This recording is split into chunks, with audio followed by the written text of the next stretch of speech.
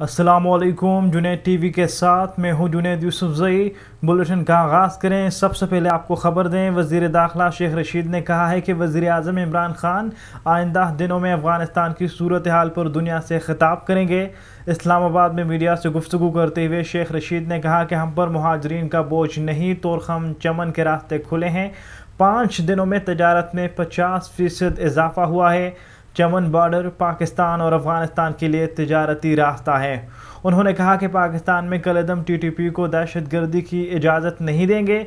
बलूचिस्तान के हालात को कुछ लोग ख़राब करने की कोशिश कर रहे हैं और भारत पाकिस्तान के ख़िलाफ़ साजिशों में मुलव्विस है। भारत कलअदम TTP और BLA के ज़रिए दहशतगर्दी में मुलव्विस है। अहम खबर से मुताल्लिक़ इस वक्त आपको आगाह कर रहे हैं।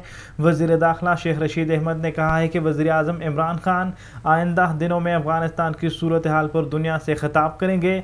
इस्लामाबाद में मीडिया से गुफ्तगू करते हुए शेख रशीद ने कहा कि हम पर मुहाजिरीन का बोझ नहीं, तुरखम चमन के रास्ते खुले हैं। 5 दिनों में तजारत में 50% इजाफा हुआ है। चमन बॉर्डर पाकिस्तान और अफ़गानिस्तान के लिए तजारती रास्ता है। उन्होंने कहा कि पाकिस्तान में कलअदम TTP को दहशतगर्दी की इजाज़त नहीं देंगे।